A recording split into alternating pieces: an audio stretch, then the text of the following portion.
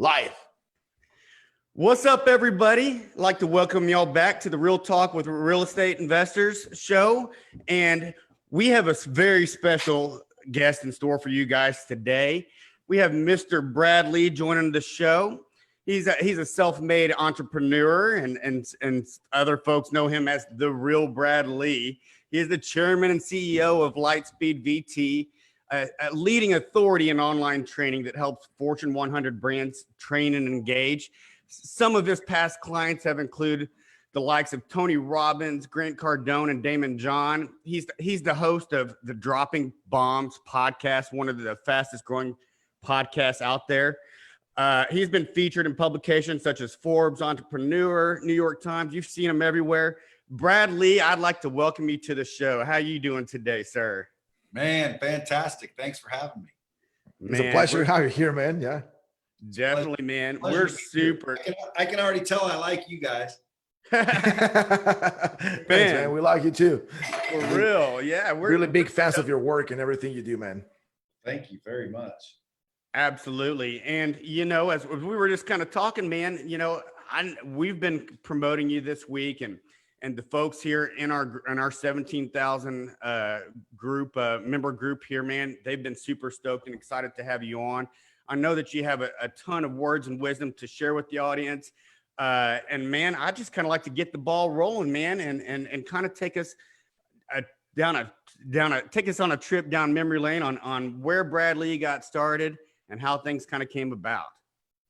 Well, how far back do you want to go? I got started with my mom and dad having relations. Explain. You don't want to man.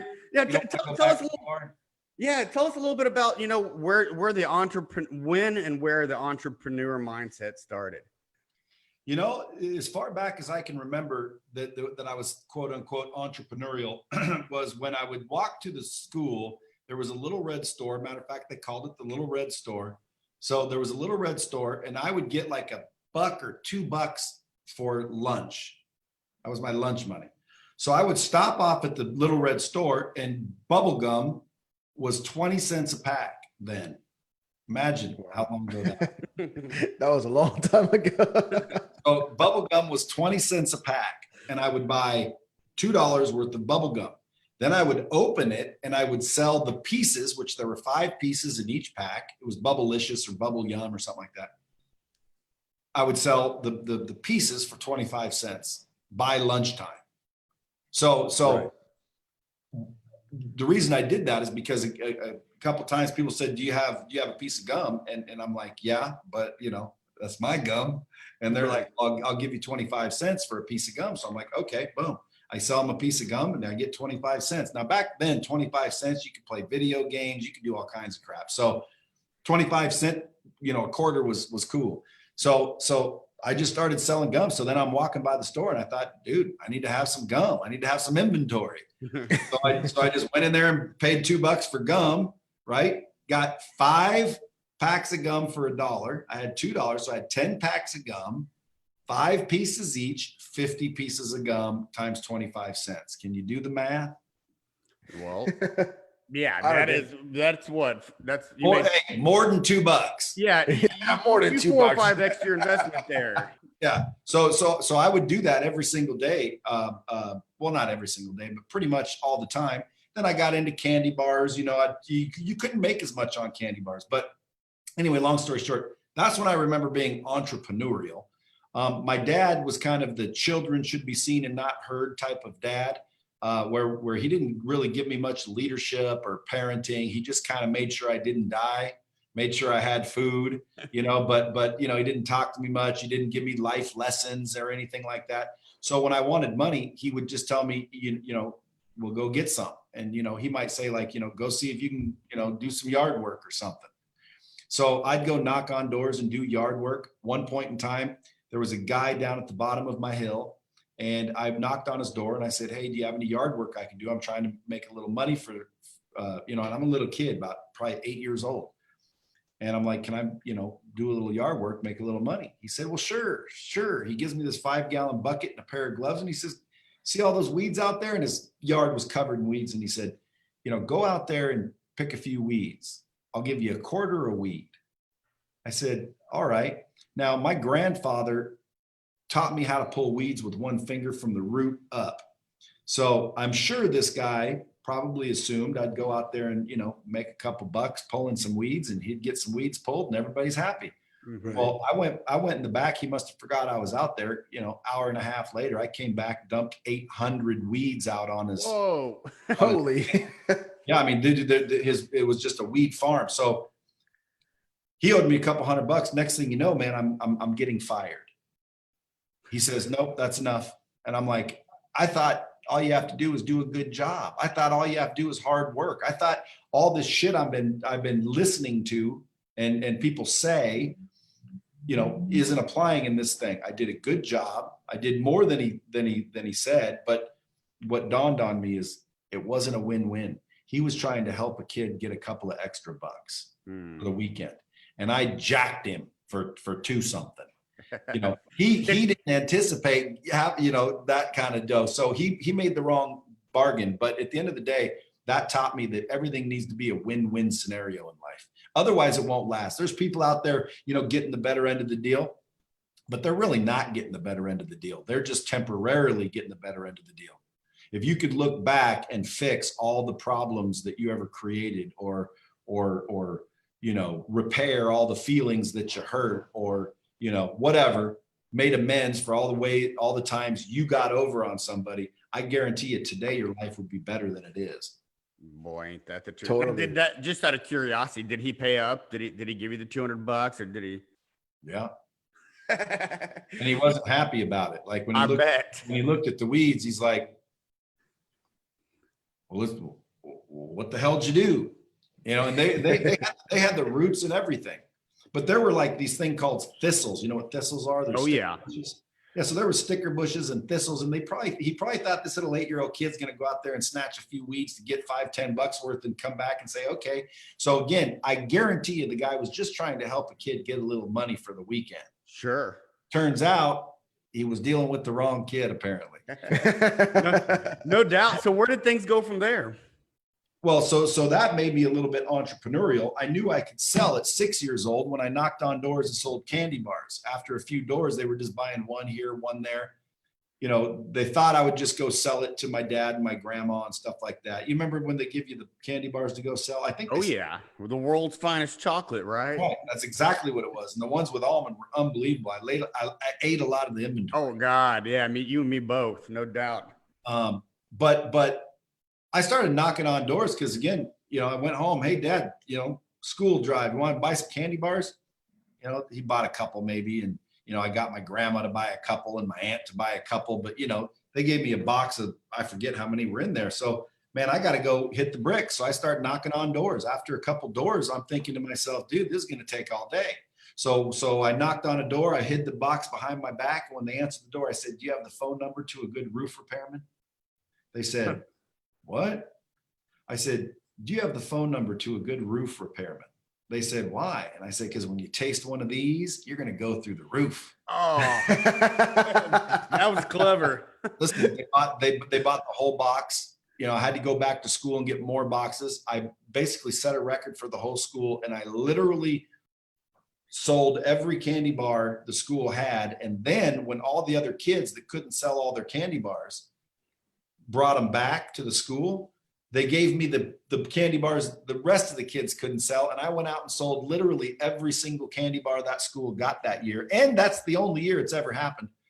So I knew I could sell back then, but it didn't really dawn on me.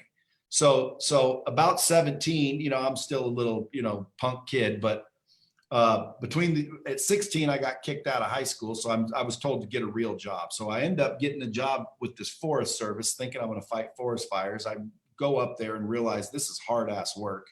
I don't like it. I'm picturing myself being all studly with an axe on my shoulder and a freaking flannel shirt blowing in the wind and looking all studly. And I show up, man, and they give me a backpack filled with water, and I'm supposed to squirt on the stumps to keep them from reigniting so the real firefighters don't have to come back and put it out again. And I got poison oak, and it was miserable, man. The ash in the air and the sticks in the eyes, and going up one hill and down the hill and back up the hill. And it was really hard work. And ultimately, that's when I decided I don't like hard work. I don't like manual labor. And again, people say all you got to do is work hard in life. Look, folks, think about this. If you think about this, you'll agree. Most of the hardest workers, and when I say hard, I'm talking about blisters, right? Back hurt, ditch diggers. I'm talking about people working hard work. Okay. They're the brokest. They're the brokest people. They don't have very much money. Who has all the money? Whoever the hell's paying them. That's right. Right. So it's like, well, how come the people paying those people aren't doing that work? Well, because they're doing smart work. They're leveraging money. They're leveraging time. They're leveraging people. They're letting someone else get the blisters.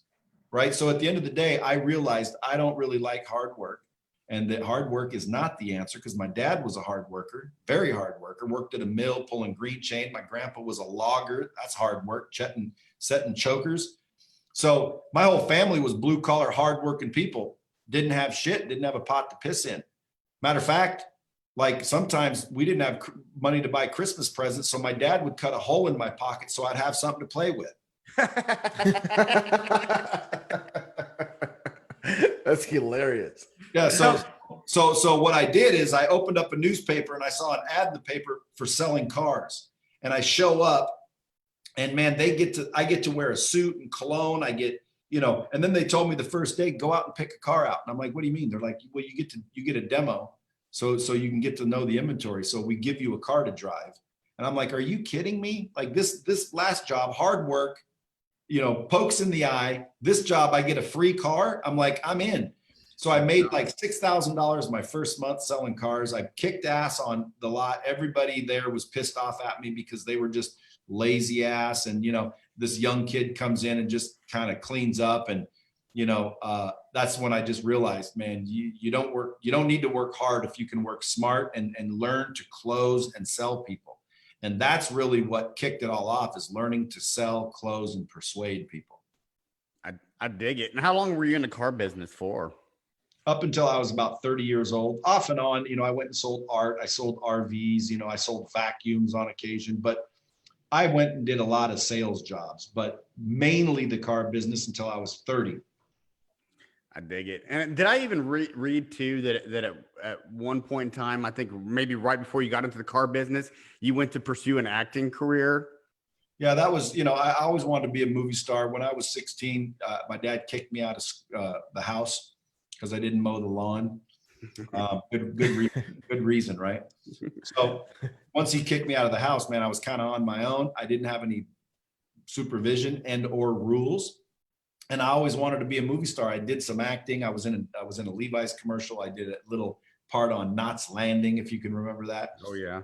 And I got cast in a movie, eventually, starring role in a movie, but it never came out. That's really what made me decide to be a millionaire.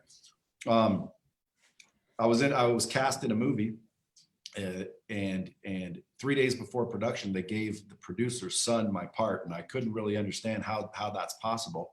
And basically they said, Brad, whoever, pays for the movie has the ultimate decision. And, the guy paying for the movie is rewarding his son for getting out of a drug rehab. So unfortunately, he's given your part away. And I'm like, well, if that's the case, then that means I just need to be the one, writing the checks. That's right. So I thought, I'm going to take a break from acting. I'm going to go become a millionaire real quick. And then I'll come back and be the one writing the check. And I just didn't know it'd take forever.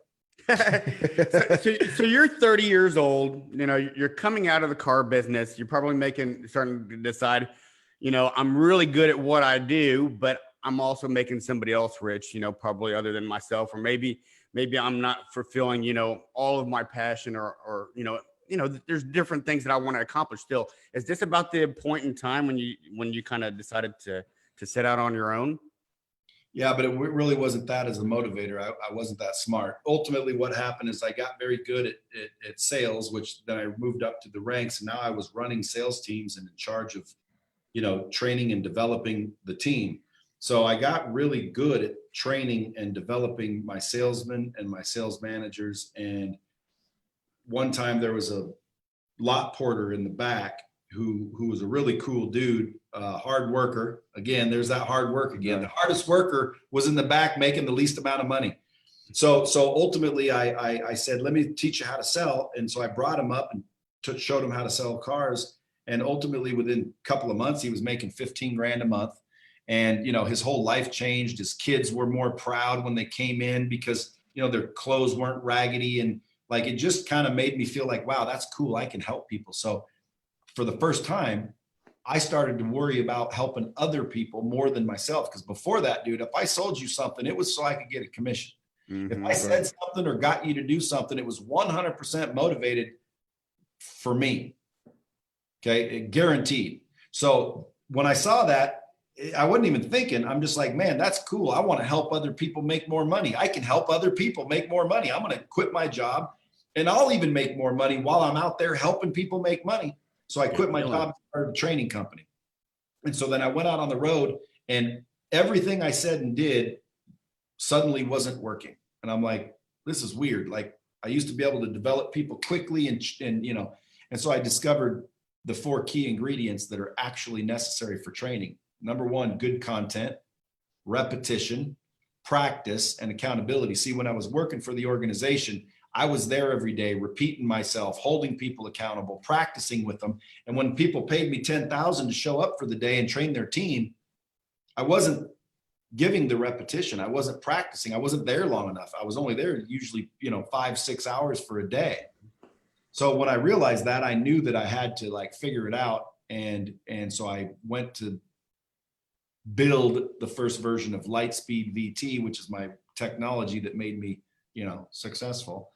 And so after I built the technology, I found people to build it, by the way, and I had to sell and close them because I didn't really have much money to pay them.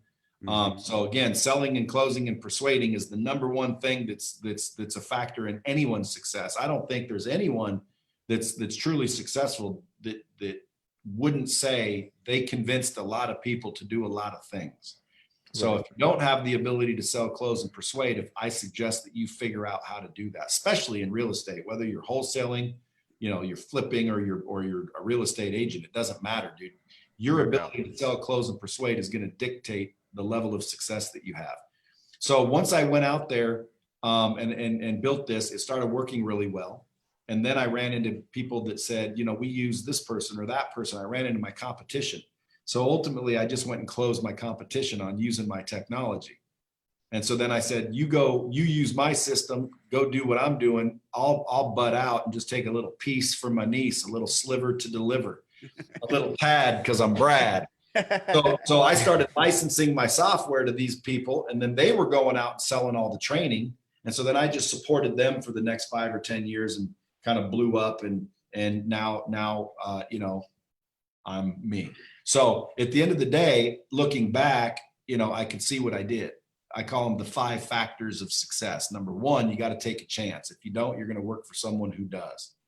Number 2, you got to get really good at solving problems. I had a lot of problems out on my own, getting kicked out early. You know, I faced a lot of challenges and troubles and problems, and I, you know, got really good at figuring shit out.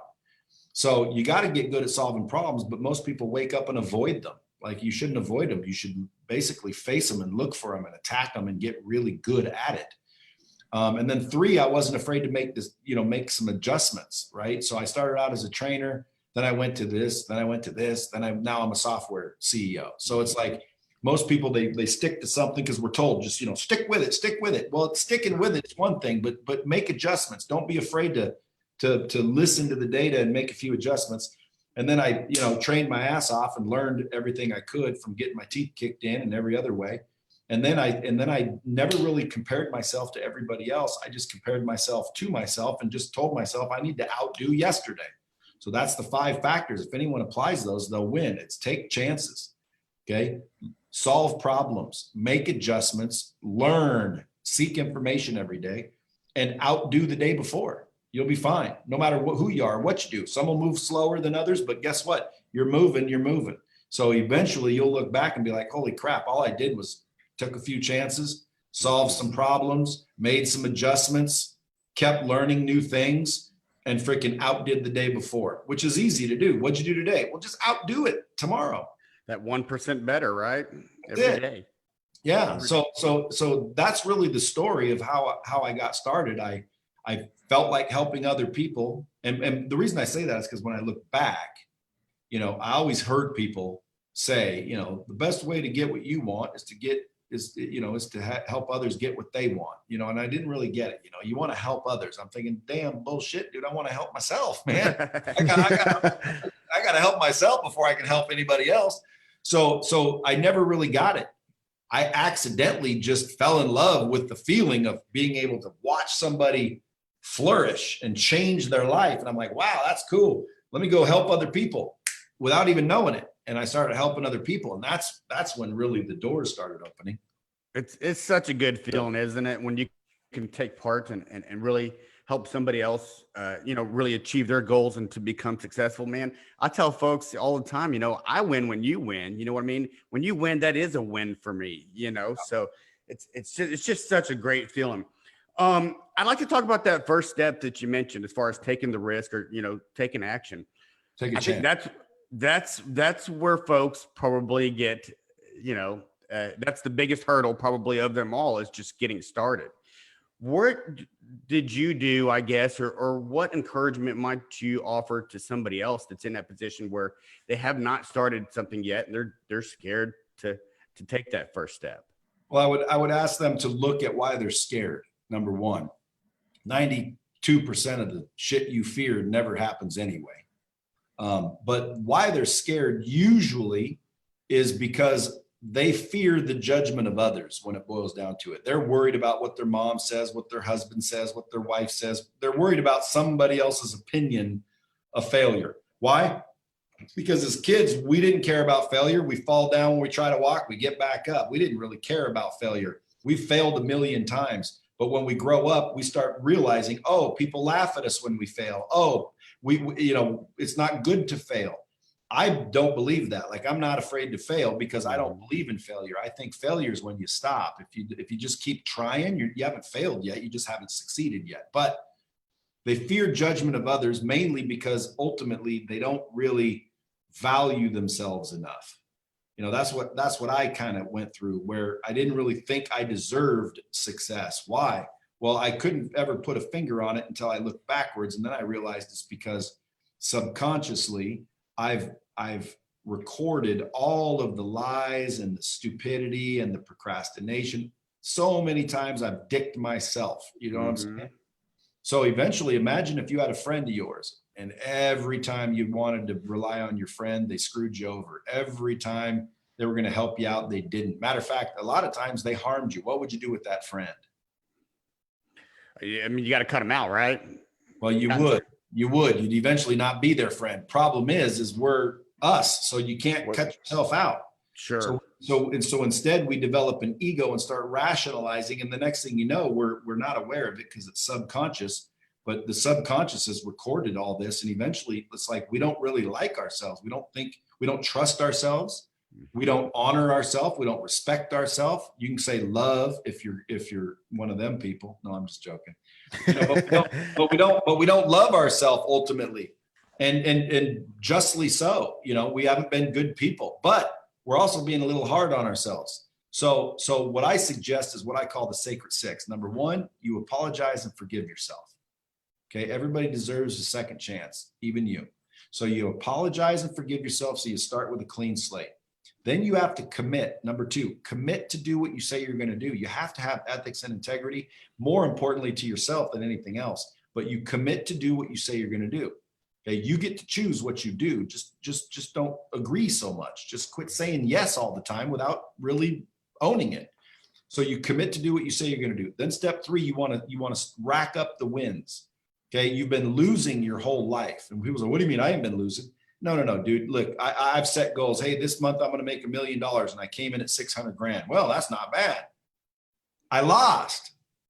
I said $1 million. I didn't hit $1 million. Okay, my brain doesn't know the difference between a big win and a little win, but it does know the difference between a win and a loss. Right. So it just racks up loss, and you don't acknowledge it. You rationalize. Oh, 600 grand. That's pretty good. You know, but no. Subconsciously, it's like, oh, lose. If you think loss, loss, loss, loss, loss, pretty soon, what do you think of yourself? I'm a loser. Right. Right. So step 3, we want to rack up the wins. So how do we guarantee ourselves wins? Easy. Set small, attainable goals, easy ones. Like, hey, I wake up at 8 a.m. usually. Okay, I'm going to start getting up at 7:45. Hey, normally I go to the gym, I'll walk a mile. Okay, I'm going to start walking 1.25 miles. You know, little things that you can do. So you set the wins, you rack up the wins, okay? Then step 4, well, after step 3, consistency is key. You have to do it for 60, 90, 120 days. But what happens is you start to walk a little taller and feel a little better. And you start to feel like you deserve a little more, and you start to get a little happier, and you start to be a little more positive. And then sure enough, you're going to start listening to the haters that come out. Oh man, you think you're cool now? Oh shit, you ain't got time to go to the bar with your buddies anymore. Oh man, you think you're so great. Who do you think you are? You know, and all of a sudden, and by the way, they appear sometimes right next to you, like in your family. So what you do is you have to get rid of what I call the hate and the headlines. Quit listening to that shit. Just like COVID, everybody says, oh, everybody's dying. Nobody's dying, man. And well, yeah, people are really dying. Dude, I'll bet you anything. You go look at the COVID deaths, a fraction of them are actual COVID deaths, and literally none of them are COVID deaths. None of them, because COVID doesn't kill you. Okay, it causes other things that kill you. Mm-hmm. So at the end of the day, is COVID real? Absolutely, it's real. Should you social distance? Sure. I don't think you should wear a mask, but that's just me. But I'm with you there. But social distance, be smart, like take precaution, you know, keep your hands clean, damn it. But at the end of the day, dude, you're going to stop living because they're telling you all these people are dying when they will also tell you 100%. You can look this up, that a COVID death is any time someone dies for any reason where they suspect to have COVID. Like what? Like any symptoms. If they show any symptoms of COVID, they are to put COVID death. Well, that's what all those numbers are for. Mm-hmm. Because, like, again, heart attacks went down. You know, the flu kills people every year. That went down. You know, car crashes. There's been no deaths in car crashes since COVID. What a coincidence, right? Yeah, so stay away from the headlines. They're hyping shit up. So get rid of the hate and the headlines. That's 4. Number 5, you want to visualize. Okay, you want to start visualizing. Most people are looking for success and they don't even know what it looks like. Like if I were in a room full of 1,000 people and you needed to come find me, but you had no idea who I was or what I looked like, how hard would it be to find me? So why don't you figure out who I am and what do I look like? Now go in that room and you'll find me hell of a lot faster. So visualize what success looks like. And everybody always wants to know, Brad, what's the key to success? Listen, there is no key. It's a combination. Okay. And everybody has their own. Now, what I think is successful, you may also, or you may not. Like I got a buddy thinks getting laid every weekend from a different person is success. I don't think that's smart. I don't call it success. If I were doing that, I don't think I would be winning. I think I'd be losing. 2 different people. He's not wrong. That's his idea of success. So too many people try to build success based on other people's opinion. And that's why when they get there, they still feel unfulfilled. So figure out what success looks like and visualize exactly and specifically what it is. And then step 6, constantly seek new information. See, if we want to change what we're getting, we have to change what we're doing, right? If we want to change what we're doing, we have to change our belief system. Why? Because we do the things we do because we think and believe the things we believe. So the only way to change your mind is to get new information. I mean, think about the last time you changed your mind about something. What made you change your mind? New information. Probably an outside influence or something like that. Yeah. You got new information. You considered something new is what you did. So if you're considering new things and learning new things every single day, your mind will change. If you're closed-minded, you're not open to shit. I've been taught and that's what I believe. Well, then, dude, you're going to keep getting the same results, right? You keep doing the same things, you're going to keep getting the same things. So at the end of the day, if you want better, okay, you want different, well, then you have to do different. And in order to do different, you have to believe different. In order to believe different, you have to get new information. So I call those the sacred 6, man. You forgive yourself, wipe the slate clean, quit hating on yourself. And by the way, a lot of people aren't aware of it. So this one's a hard one to do because they're like, I don't hate myself, but deep down you might. Mm-hmm. So clean the slate, commit, have some ethics, freaking rack up some wins consistently, freaking get rid of all the hate in the headlines, get rid of negative people, including your own negative self-talk, visualize exactly what you want so you know how to get it and what it is. So that way you can map your actions to it. Like, let's say part of success is I want a six-pack. Now I eat a cheeseburger. Is that moving towards or away? Away from your goal, definitely. Right, but if I didn't say, okay, I want a six-pack abs, that's part of my definition of success. Well, then I wouldn't know that a cheeseburger is going away. But all my life, I'm sitting there moving away from my goals. Like, dude, wake up, and then seek new information. That's called the Sacred Six, man. If anybody wrote those down and they apply those for 60 to 90 days, I guarantee you, your mindset will change. And if that doesn't change, here's one thing I'm going to give you. I call it $1 Million Morning. This works for anybody. If I just gave you guys $1 million each, cash, tax-free, no strings, you don't have to do anything for it. I just gave it to you because you decided to interview me and I felt good today. Give me some adjectives of how that would make you feel. You might say something like, wow, dude, I'd be excited. You know, I'd be relieved, man. I'd be pumped up. But it's all woo, like this excitement. But what if I said, I'll give you $1 million, but you won't wake up tomorrow. Today's your last day. Would you take it? You can keep your dollar. You can keep your $1 million, man. So think about it. What you're saying is waking up in the morning is worth more than $1 million, yet we don't act like it. Why aren't we appreciating the fact that our eyes opened? That's why before you started the live, you said, we started with nothing, and a lot of people started with nothing. And I'm like, I beg to differ. You didn't start with nothing. You started with a whole lot. You just may not have had any money. Okay. We started with our health. We started with our ability to walk. We started with our eyesight. We started with our hearing. We started with our fingers. Like, come on, man. We started with a lot, but that's just a perspective. See, so if I can teach people how to get the right perspective, then they start every day in a mindset of gratitude and optimism, enthusiasm, and that makes all the difference in the world. When I wake up in the morning, I realize I wouldn't trade this, what just happened to me, and happens to me every day, for $1 million. I wouldn't trade it for $10 million. How much money would I have to give you to be done? There's no. I wouldn't take any money. Okay, so if one measly $1 million gets you pumped up, excited, enthusiastic, relief, but waking up makes you feel dreaded. Oh, I got to go to work. Oh, I got to drive my shitty car. My car's breaking down. Dude, be happy you have a car that's breaking down.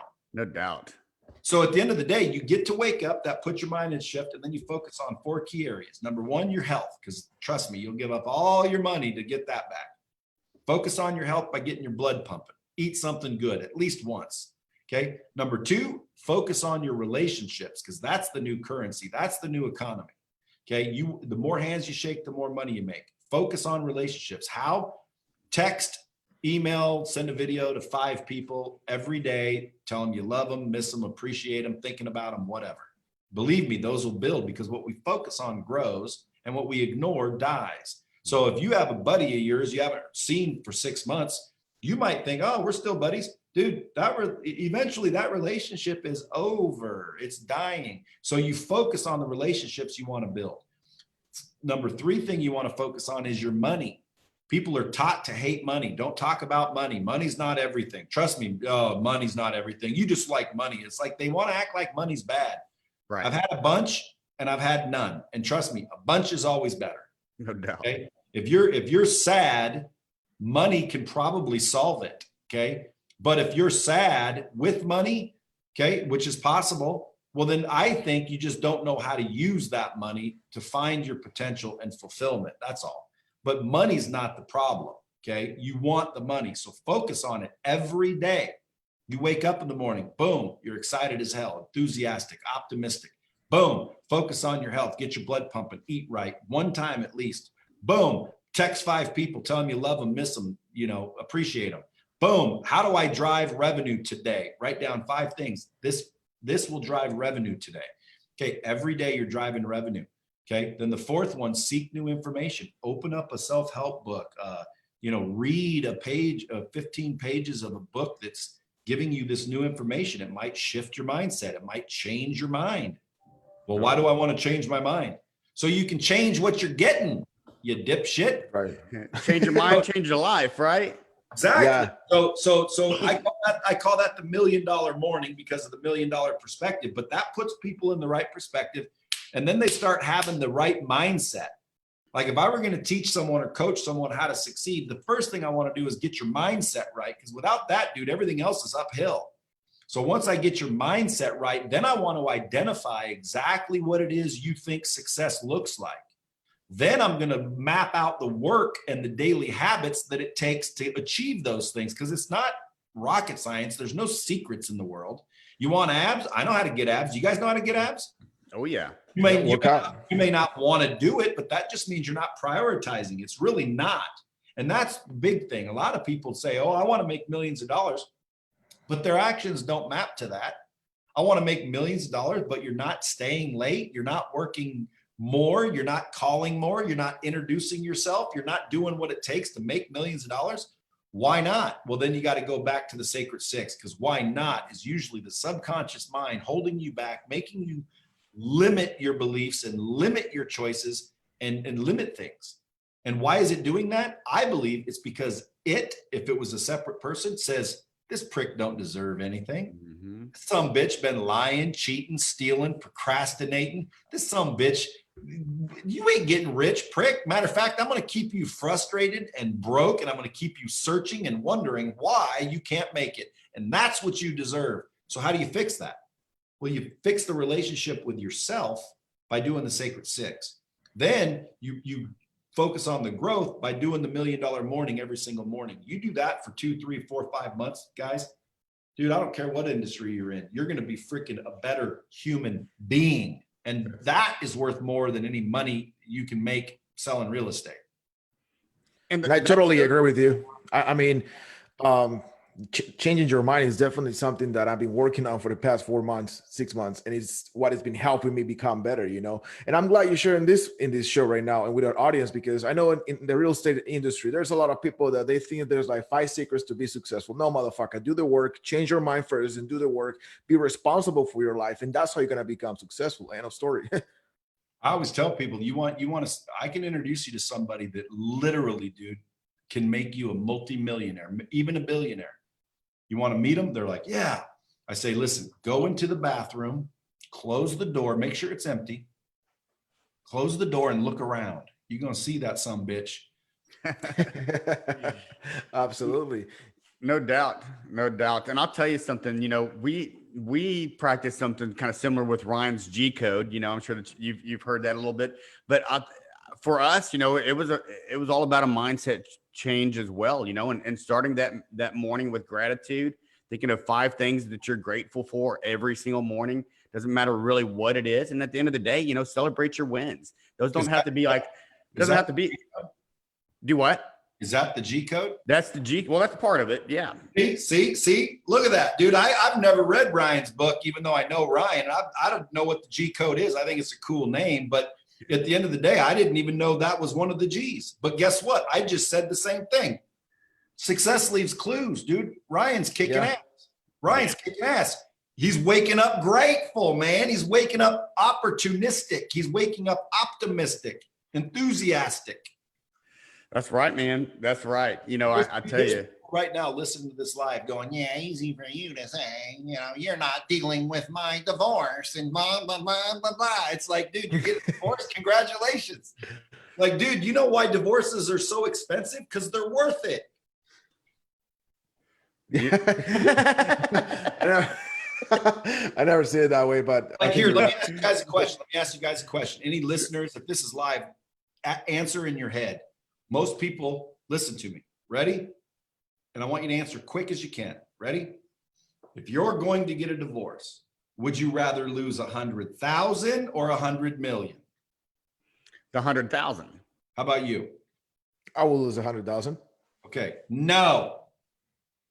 Incorrect, sir. Sir. Oh, man. Okay, dude, listen, if you get a divorce and lose $100 million, how much you got left?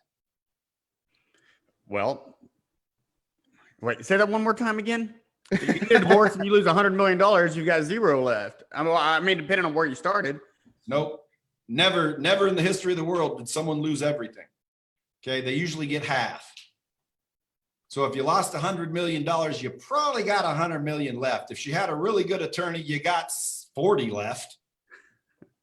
Okay, but if you lost 100,000, it means you have 100,000 left. And if she had a good attorney, you have 40,000 left. See, that's perspective. It's just a different mindset. Right. I would rather lose $100 million in a divorce. I would rather be the largest taxpayer in the fucking United States, not how do I keep from paying my fair share? Like shit, dude, I'll pay more than everybody. Yeah, no doubt. Like Bezos, for example, right? What do you do? Stroke a check for 90 billion or something like that? Yeah, boo-hoo. I feel sorry for that bald motherfucker. No, but I think you're right, man. I think, I mean, you're challenging my perspective right now, which is good. I like my perspective to be challenged, you know, because that is showing me right now that there's still a lot of things that I need to grow myself and change in my life, you know, and that's what we're all about here, you know, like changing our lives and becoming better. So I really appreciate this challenge right now because it's getting hot in here. Well, you know, when it boils down to it, folks, it's not rocket science. I dropped out of school at 16, right? 11th grade, beginning of 11th grade. Everyone said I wasn't going to amount to shit, right? You know, everyone says you need a degree, you got to go to college. Listen, I have 2 PhDs, 4 MBAs, 9 bachelors and 12 associates. If you want, I'll call them into my office right now. Okay. Listen, you don't have to earn one when you can hire one. Okay. At the end of the day, quit listening to the bullshit and start simplifying things. Life is not hard. Success is not hard. If you think it's hard, it would be hard, but it's not hard. How many times have you said, or have you heard life is hard? A lot. I mean, we've always heard that, right? Okay. Thousands of times. And dude, a lot of people actually believe it. When you got to think about it differently, dude, life is not hard. You wake up every morning. Are you remembering to pump your heart? Are you remembering these things to breathe? No, dude, these are automatic. Life is automatic. Right. Life is not hard. You're making it hard. Wake up, live. It's automatic. Now the question is, well, I don't have what I want. Well, that's because you aren't doing what it's required to do. Well, what's required? I'm going to tell you what's required to get anything you want in life. Take responsibility, figure out what it is, and do what it takes to get it. That's it. Well, I don't know what it takes. Okay, well, now you're starting to get a little smarter. Instead of saying, why don't I have $1 million? Start asking, how can I get $1 million? And when you start asking how it can happen, the world, the universe starts to put signs and opportunities in place for you to get what you want.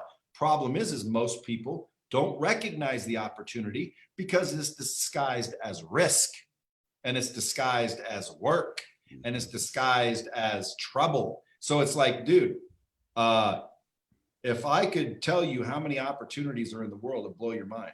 One time a buddy of mine says he couldn't find work. I'm like, what do you mean? Oh, I went everywhere. I applied everywhere. Well, first of all, everywhere, I doubt it.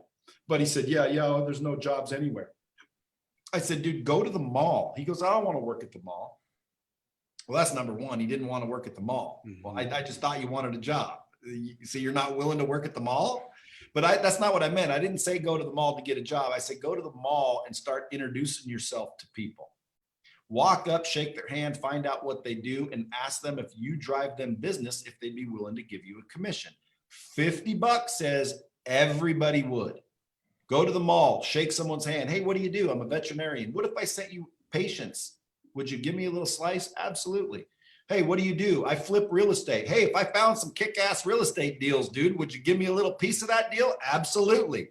Hey, if I went out and knocked on the doors and got owners to sell their homes, would you be interested in buying them? And if they did, would you give me some money? Absolutely. I'm in the veterinary business. I'm in the real estate business. I mean, come on, dude. Opportunities everywhere. but people don't want to do the work. So I always say, look, dude, either get in the game or take off the jersey. Quit saying you want something and doing the opposite. If you don't know how to do it, just say, number one, I believe that it's possible, because if you don't believe it's possible, it's never going to happen. But how do I do it? How do I flip real estate? How do I get paid? How do I find love? How do I get respect? How do I change? And dude, the answers will start coming if you're open-minded, if you're paying attention. Like, dude, they're all over the place. You could drop me off in Juneau, Alaska, naked, and I could make money. Matter of fact, if you do it naked, I'd make money instantly.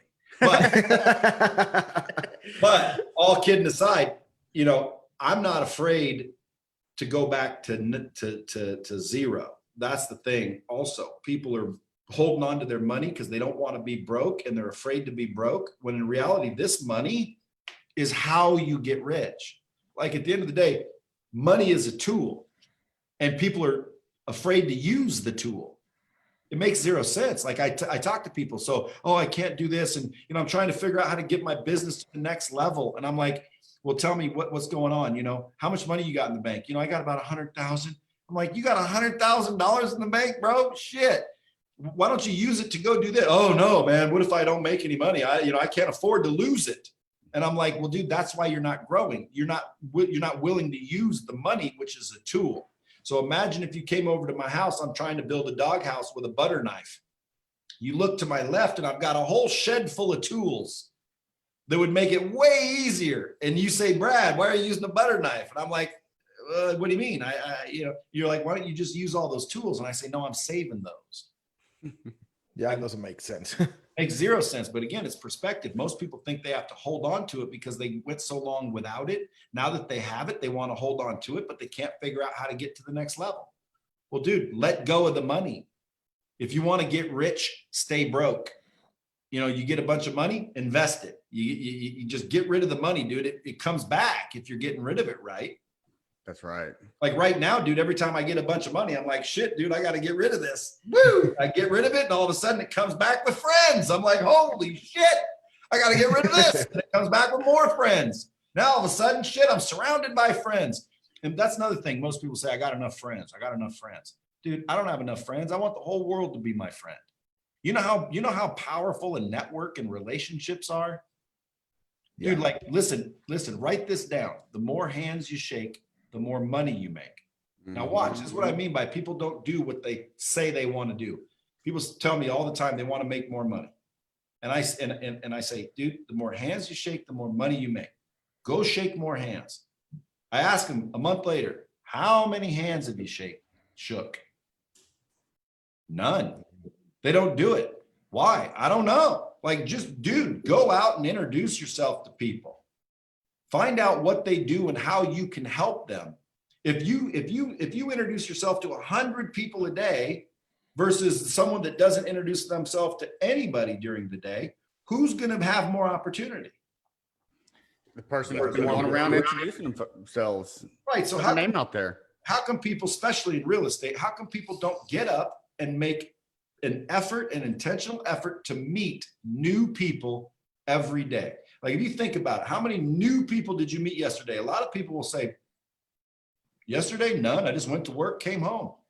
I thought you wanted to get rich. Well, I do. That's why I went to work. Dude, you already know everybody at work, motherfucker. Like go meet, but those are the same people you already know and you ain't rich. Okay, meet some more people. Meet some more people.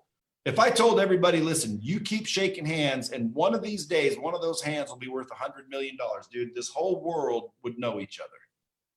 Because everybody would be out there just shaking hands, looking for that magical lottery ticket. But they don't realize the more hands you shake, the more money you make because it's opportunity. The people in the world that you don't know have what you want. It's a sale, it's a commission, it's a referral. It's an opportunity. It's a cure. It's a freaking investment. It's something. Well, how many people are in the world that you don't know? Millions. Well, why aren't you introducing yourself? Why aren't you reaching out? Why aren't you posting ads? Why aren't you at the mall shaking hands if that's what you have to do? Go to the grocery store, stand outside as people walk out. Hey, my name's Brad Lea. What's yours? Jim. Hey, Jim, what do you do? I'm in construction. What are you building? I'm looking for a house to flip. Oh, shit, I got 4 of them. You know what I'm saying? It's amazing how that works too. And I'll tell you that folks, you know, we'll try to make every excuse in the book on why to not do something. And it's just a matter of like you said, you know, shifting your mindset, you know, getting your mind in a place to where it wants to do that. I know that we had Kent Clothier on a couple months back. And one of the things that he told us was the next time that you tell yourself that you can't do something, instead replace that with I'm choosing not to. And it puts a completely different perspective on things. When you're telling yourself that you're choosing not to, you're like, well, why am I telling myself that I can't do something? You know what I mean? And instead, you know, you go for it. You know what I say? I say this when it comes to can't, just add the word lose. Oh man, that's where it's at right there. I like that. I gotta write That's that powerful. down too. Yeah. Yeah, just I can't lose.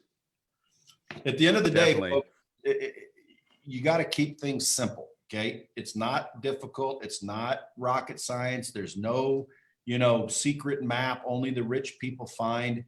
You have to understand that life is easy. Okay. And actually believe it. And if you don't believe it, you got to keep learning so your mind changes, because it is easy. And then keep things simple. Like you take a realtor. I've talked to a bunch of realtors. They're like, well, how do we sell more? Because again, I can teach you how to get past any objection, and I can teach you some slick ass ways to close deals. But dude, it all boils down to how many opportunities are you getting? If I took an average salesperson with 1,000 opportunities and a really good salesperson with 5 opportunities, who do you think is going to sell more? The person with 1,000. The average salesperson. Mm-hmm. So again, you don't need to worry about being the best salesman on earth. Keep shit simple. You need to worry about getting the most opportunities. That's right. Well, go put up a billboard. Oh, that's expensive. Dude, if one deal came off a billboard, wouldn't it pay you 10 months worth of billboard? Well, I can't afford the billboard. That's because you won't put up the billboard. That's right. Right. People won't hire people. Like, again, there's one-man bands, especially in real estate. There's one-man bands rolling around. I always tell people, we'll just hire help. Oh, I can't afford to. That's why you can't afford to. Your time is filled with everything you're doing, and you're getting what you're getting. So if you have no more time, what do? People say, oh, I'm out of time. Dude, time, you can create time. Like, dude, have you ever heard this? We only have 24 hours in a day. Right? Oh, yeah. Yes.